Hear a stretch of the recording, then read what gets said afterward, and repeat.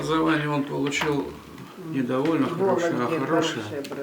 Потому что когда он учился в Ялинском, в Вологодской семинарии, то он уже начинал осмысливать жизнь и писать первые стихи.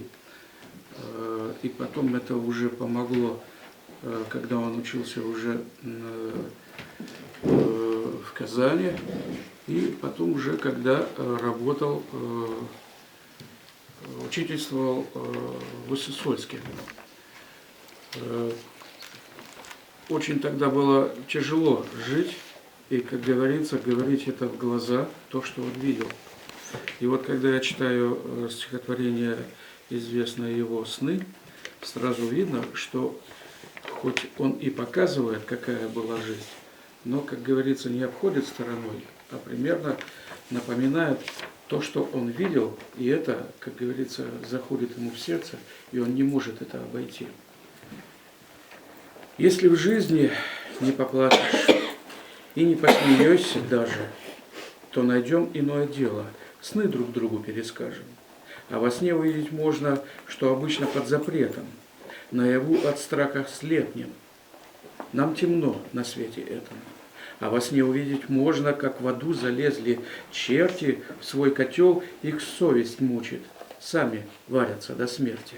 А во сне увидеть можно, в церкви дьяк зело неспешен, вопиет апостол, шепчут школяры, а дьяк-то брешет. А во сне увидеть можно, в храме гроб на отпевании, батюшку зовем, ему же лень, живых клянет он бранью. А во сне увидеть можно, приставом по долгу службы бит мужик 33 раза, а не 32, как нужно. А во сне увидеть можно, строг судья, что не поможет, взятка стала справедливость. Стоит, говорит, дороже. А во сне увидеть можно, как крестьян шельмует бедных, писарь, школьное учение вашим детям будет вредно. А во сне увидеть можно, сводит голодом желудки, мы молчим, лежим без дела. Вот уже какие сутки. А во сне увидеть можно, что обычно под запретом, точно так же, как в нашей жизни, все как есть на свете этом. Хорошо.